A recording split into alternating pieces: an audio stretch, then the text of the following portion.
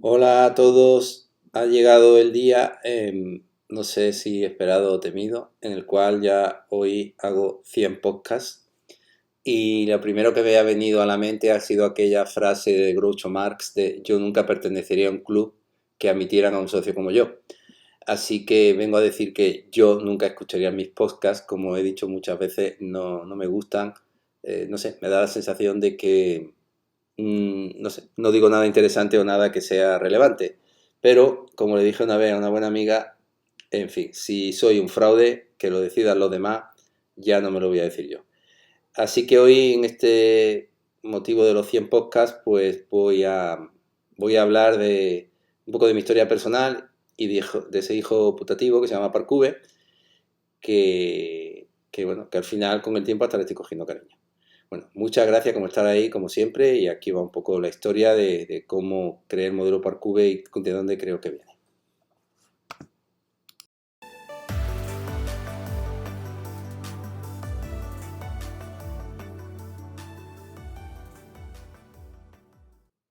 Bueno, voy a empezar por el final y después vuelvo al principio.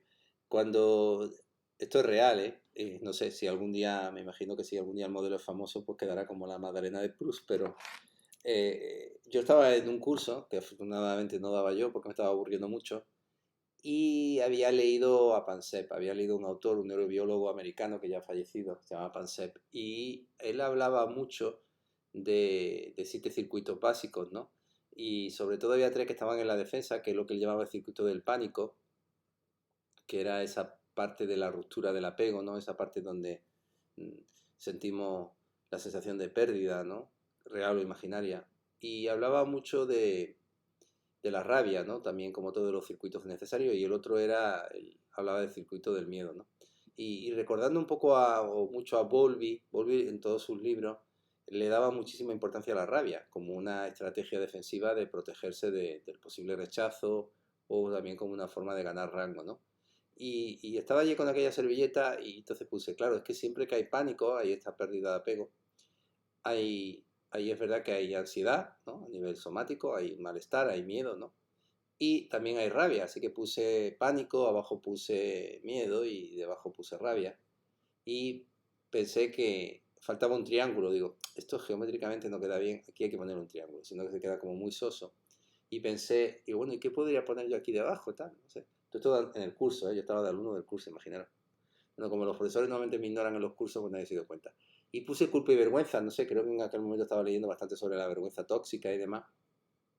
Y pensé cómo lo iba a llamar, digo, pues las siglas. Pero claro, la palabra miedo aquí, que no me encajaba mucho, pues le puse ansiedad. Entonces quedó Parcuve y por eso se llamó Parcube. Y recuerdo una anécdota que cuando fui a dar un curso, yo cuando empecé a trabajar de psicólogo, yo empecé a trabajar de psicólogo, ahora hablaré de eso muy tarde, con 42 años. Cuando fui a un curso había muchas personas que eran de MDR y algunas pues eran consultores, era un nivel muy alto, ¿no? Y no sé, les dije, el curso de hipnosis, y les dije, pues mira, estoy creando como un modelo, una idea, a ver qué os parece y tal, la puse en la pizarra, empecé a explicarlo un poco. Y me acuerdo que una compañera me dijo, Manuel, ¿tú sabes la cantidad de información que hay ahí? Y dije, pensé, bueno, pues si un modelo se puede escribir en una servilleta y al mismo tiempo pues tiene muchísima información, debe ser un buen modelo. Ahora a día de hoy creo que hay ya como 7 libros sobre el modelo Parcube, así que parece ser que sí, quedaba para bastante información. ¿De dónde proviene todo esto? Bueno, yo tuve una infancia que yo considero triste. Mis padres los recuerdo siempre discutiendo, peleando. De mi padre no puedo decir nada bueno, creo que técnicamente es un psicópata. Solo recuerdo gritos, peleas, malos tratos, malas caras, violencia, no recuerdo un abrazo, un consejo. Y mi madre es una persona muy inestable, que yo creo que, bueno, que dentro de su capacidad hizo lo que pudo, sigue haciendo lo que puede.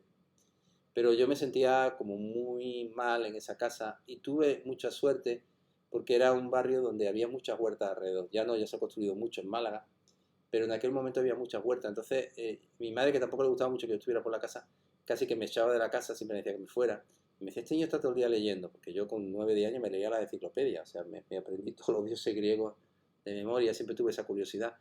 Y pasaba mucho tiempo en la calle, entonces mucho tiempo jugando con mis amigos, íbamos a coger lagartijas, nos subíamos, bueno, yo no me subía a los árboles porque era bastante miedoso, pero mis amigos se subían a los árboles, cogíamos frutos, chumbos, Y después otra persona que yo creo que me salvó de la locura fue mi abuela, que era mi figura de apego claramente. Y yo pasaba mucho tiempo con ella en una casa que después le compré, donde había también mucho campo, mucho huerto, y entonces yo me estaba mucho con ella, y de ahí creo que también vino un gran amor de mí por la naturaleza, donde ya se crearon dos pilares que han sido muy importantes en toda mi vida, ¿no? La necesidad intelectual de aprender, de estudiar, de conocer, yo me lo leo todo, absolutamente todo, hasta los prospectos de la medicina, pero acompañado de una parte muy aventurera, muy exploradora, ¿no? Muy de no estar bien en casa.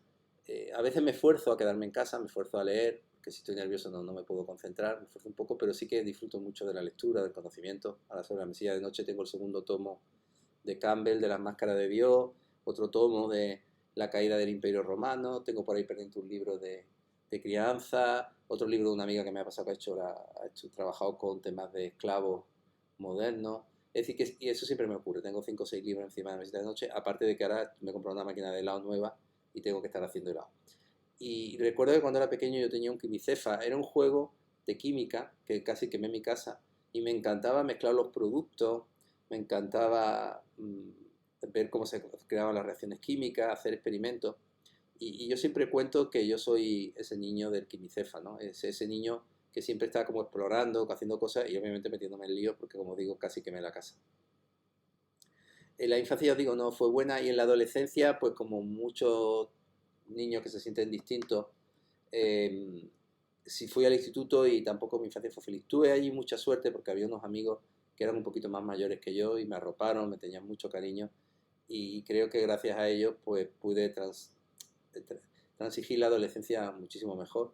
Una vez probé la marihuana, me sentó mal, no me gustó y nunca más he tomado droga porque, no sé, no me gusta perder el control, pero creo que en aquella etapa si hubiera probado la marihuana y me hubiera gustado, creo que sería el peor drogadicto, ¿no? Y en esa etapa de la adolescencia, igual que en la infancia, siempre me acompañaba una sensación de que lo que yo estaba haciendo no era interesante o no era relevante. Recuerdo que con 15, 16 años me leía el periódico todos los domingos, El País, ¿no? Y ya soñaba yo con viajar a todos esos países que leía ahí, ¿no? Yo no me valía leer sobre Israel y decir, joder, yo quiero estar ahí. O leía sobre el Tíbet, yo quiero estar ahí. Y esto es muy importante para mí, para que podáis entender de dónde surge el modelo, con una sensación de malestar enorme, o sea, con una sensación muy desagradable de ser diferente a los demás. Con fracaso escolar, repetí COU, entonces se llamaba lo que se llamaba el COU antes de entrar a la universidad. La selectividad suspendí selectividad, pero con una nota mínima para poder entrar en la universidad, que entonces no había tanto problema de notas como ahora. Entré en biología, en primero me quedó una, en segundo me quedaron tres, porque eso sí, me dediqué a organizar huelgas y demás. Aprobé la carrera por los pelos y cuando aprobé la carrera estaba en Bélgica, estaba haciendo el Interrail. Yo estuve en el año 90 en Berlín, en Praga, en Budapest, crucé Yugoslavia antes de la guerra. El año 90, para que os hagan una idea, el muro de Berlín cayó en el año 89. O sea, yo estuve menos de un año después de que cayera el muro. Y ahí ya sí que empecé a dar rienda suelta a esa parte mía aventurera, viajera, donde ya también mis conocimientos pues iban acompañándose de eso, ¿no? En la universidad sí que estuve muy bien, fui muy feliz, porque con 16, 17 años, hay que entender, a mí no me han hecho nunca bullying, excepto alguna ocasión, pero en la sociedad excursionista con 16 años me apunté y ahí tenía una libertad total. En mi casa que nadie me controlaba, yo podía hacer lo que me diera la gana. Entonces todos los fines de semana, absolutamente todos los fines de semana, salía de excursión, hacíamos escalada, hacíamos cuevas, hacíamos montaña, hacíamos de todo.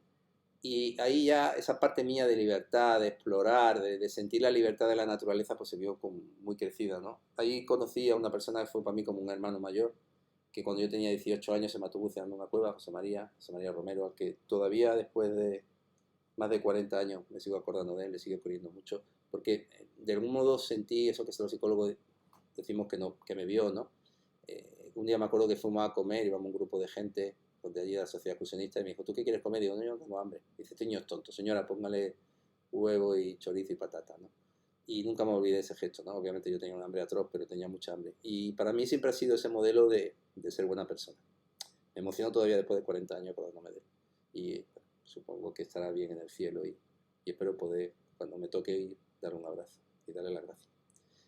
En la universidad igual, estuve con esa con muy buenos amigos, donde yo me sentía muy acompañado porque teníamos los mismos gustos. Mi amigo Luis sigue siendo amigo mío, había hablado con él después de, me lleva soportando 40 años, tiene su mérito, supongo que lo hará por su karma.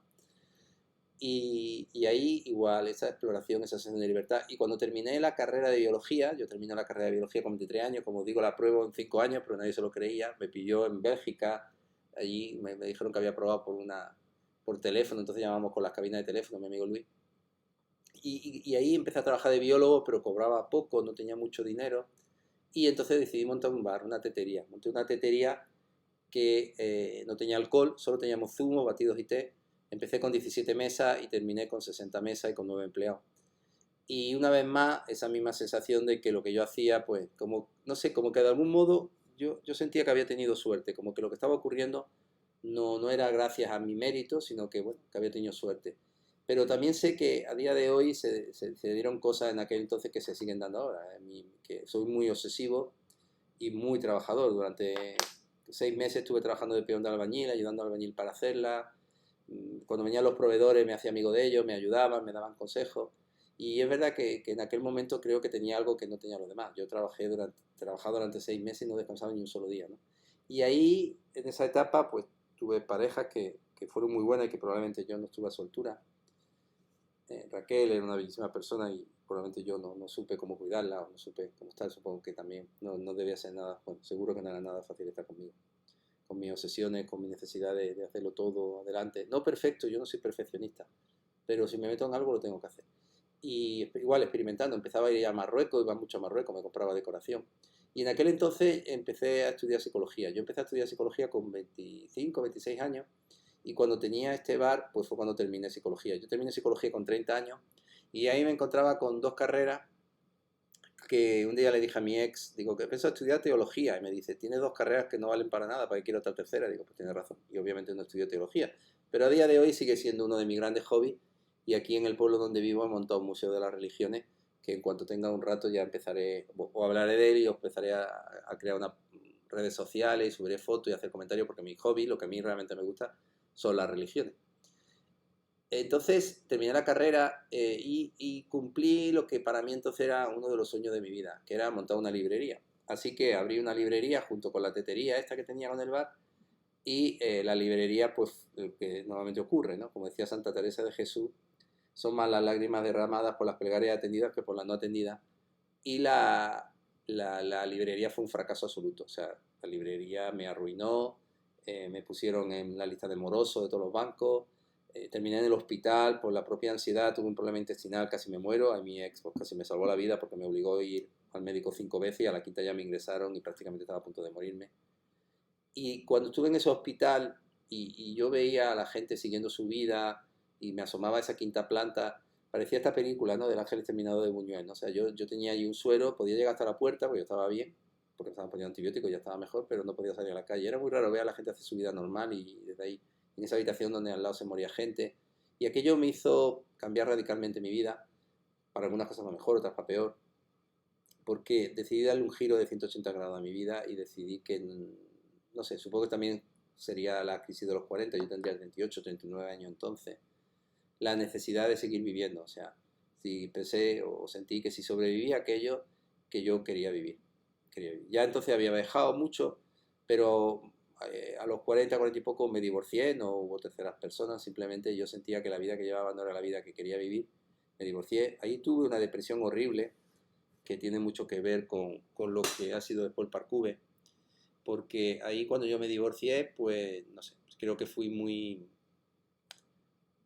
eh, orgulloso, si queréis, ¿no? Soberbio de creerme que yo me iba a divorciar y iba a ser como aquí no sé, que iba a estar con todo un montón de chicas y que iba a conseguir lo que quisiera y que iba a ser feliz como una feliz. Pues no, me deprimí y me caí desde lo más alto. Y por eso siempre digo que sé cómo acompañar a las personas en el infierno porque yo estaba en el infierno. No tuve ideas suicidas ni nada de eso, pero sí una ansiedad terrible, insomnio durante 2 años, fueron horribles. Y aquí es donde empieza un poco ya la historia del Parcube, ¿no? Como todo lo que había ido viviendo se cristaliza. Ya empecé a viajar mucho, me fui a Mali, a Colombia, me fui a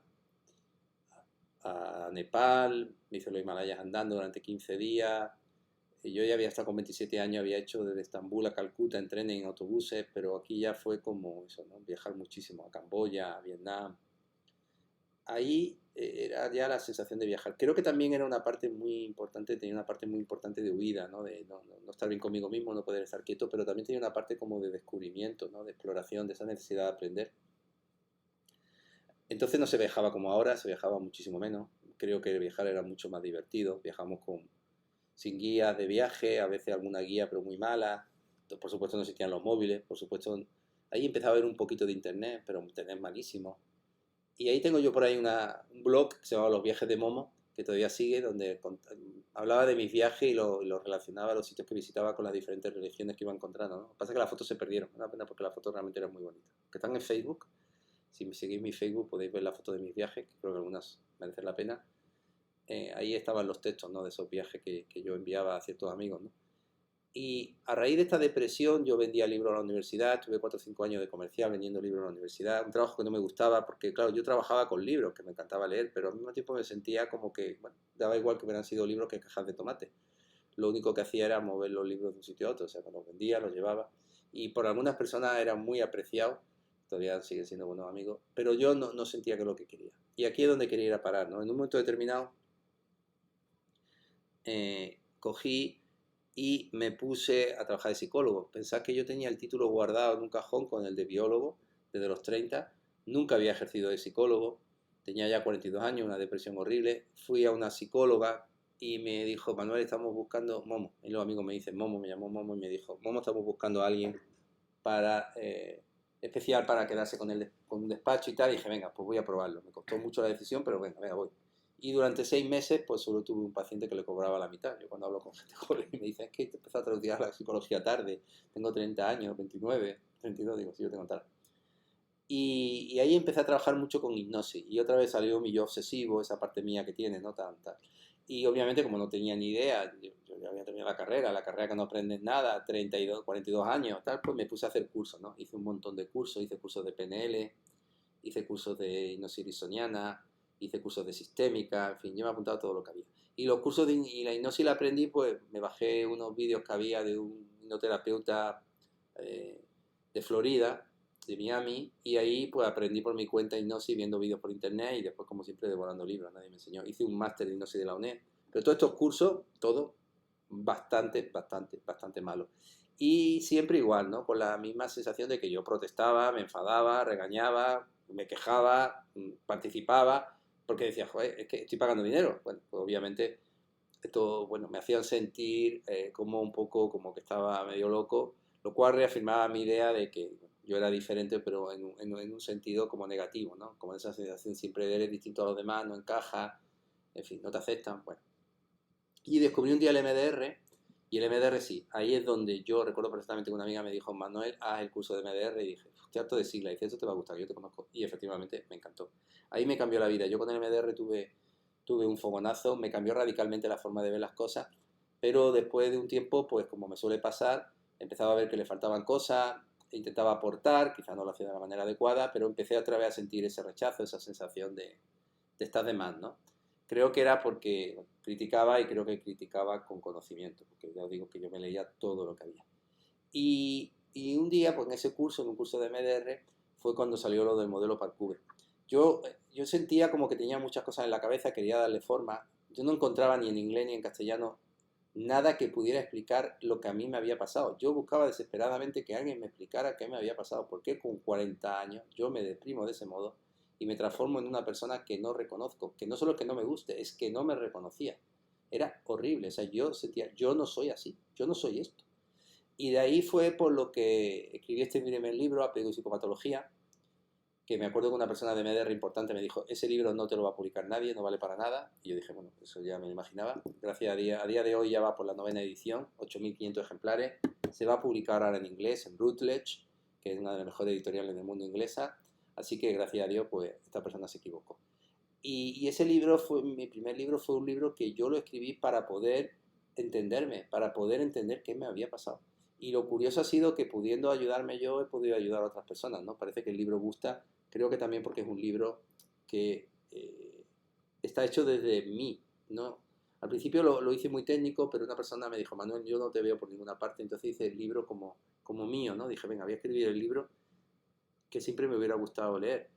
Porque vuelvo a lo mismo, o sea, siempre que he hecho cosas me ha ido bien, pero yo siempre he tenido la sensación de que no era gracias a que yo lo había hecho bien, sino que, bueno, había suerte o había un factor externo. Ya sabéis cómo va esto de las atribuciones externas, ¿no? Pero en el libro decidí, venga, vamos a poner la carne al asador.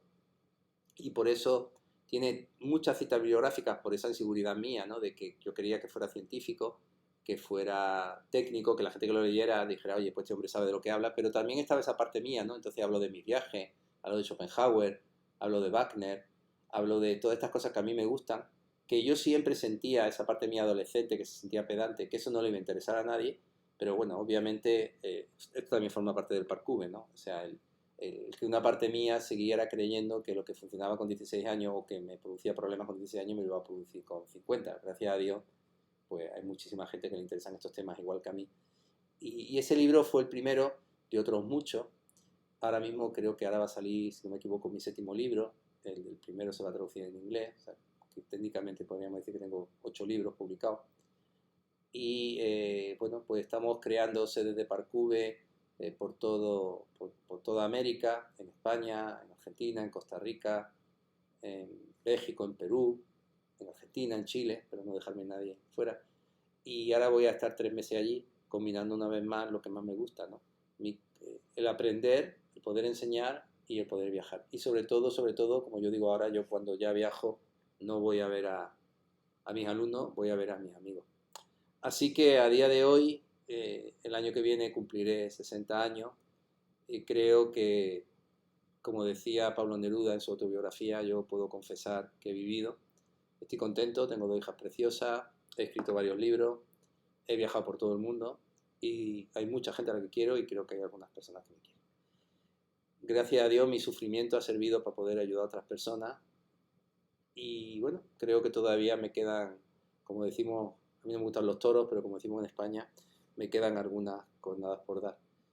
Paradójicamente, tengo esa parte de viajar por el mundo, como digo, ahora me voy 3 meses por toda América, pero tengo una casita ahora que me he comprado hace poco en un pueblo, cerca de un río, 200 habitantes, y también estoy muy feliz, muy contento de esta decisión que he tomado. Así que supongo que mis diferentes yoes, ya hace algunos años, pero quizás 7, 8 años, pero ahora definitivamente se llevan muy bien entre ellos. Gracias a Dios he dejado de luchar conmigo mismo. Y lo que me resta, que no sé cuánto será, pues espero pasarlo igual de bien que hasta ahora. Perdonad por el podcast tan largo que me ha salido, pero bueno, si a alguien le interesa un poco conocer más sobre mí a nivel personal, que me muestre, pues supongo que le gustará, y el que no, pues lo que yo haría, que lo pare y deje de oírme.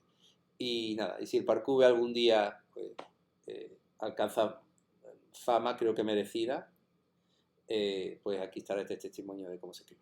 Muchísimas gracias por estar ahí como siempre y hasta muy pronto y gracias por haber tolerado que haya habido 100 podcasts sobre el modelo parkour. Muchísimas gracias.